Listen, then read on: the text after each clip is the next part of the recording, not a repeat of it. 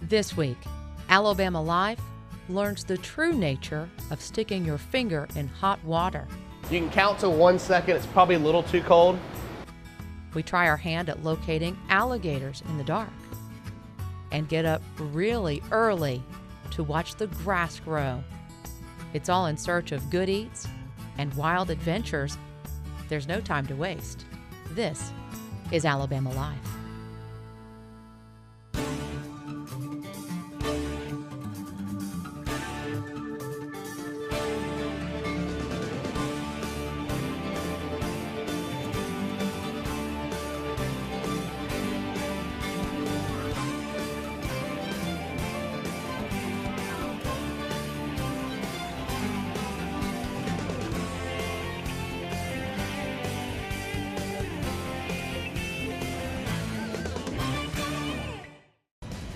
Our next story dives into the Appalachia River. Coming up next on Alabama Life, we'll have alligator hunting. Alligator hunts are popular across the southern United States. In Alabama, the hunts in the Spanish Fort area near Mobile. The hunt itself is run by Alabama's Fish and Wildlife Department. District 5 is in the Mobile-Tensas Delta, right off the causeway. I am a conservation enforcement officer. That's my title. Most people refer to us as game wardens. The game wardens work closely with biologists to ensure the integrity of the hunt.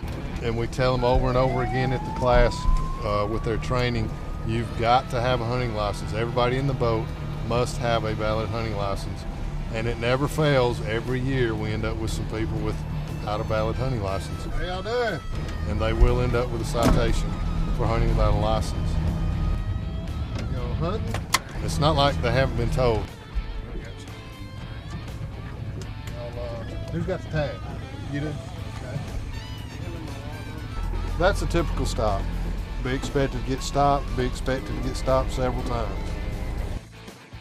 The game warden spots lights in the distance, another boat to check. There's nowhere to hide when you're fishing at night.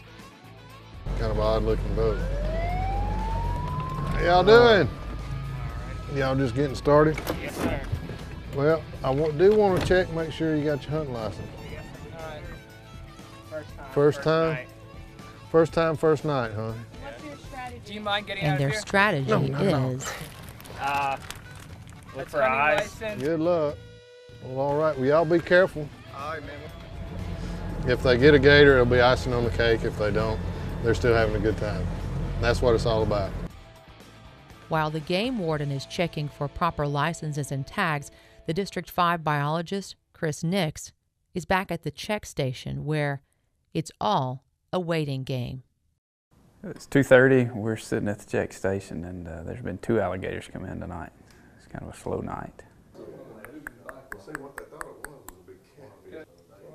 I'm going to get another cup of coffee. Y'all want any? And without a warning, the night speeds up. 6 gators in less than an hour, fat and thin. They're all fair game as long as they're at least 6 feet long.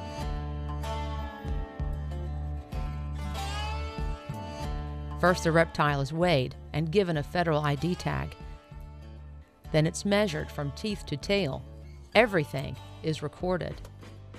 Crowds gather to gawk and get pictures. Back on the river, Game Warden Daughtry continues to patrol the water. Go ahead, Chris.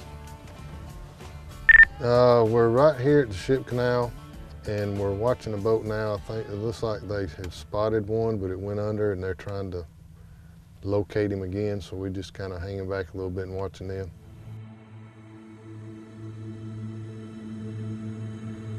In the dark, alligators are completely concealed under the water, except for their eyes. So the hunters scan the water looking for eye shine. You really don't have much depth perception, and if you're not careful, you'll float into somebody. But they are definitely looking for a gator. Waiting one to come back up.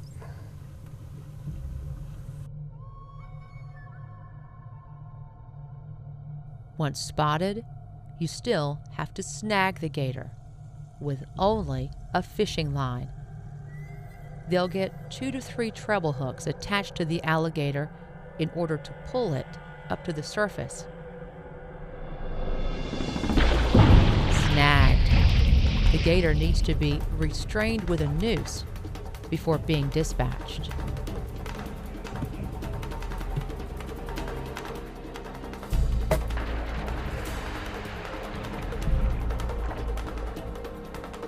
Dispatch, I guess, would be politically correct way of saying when they kill the alligator.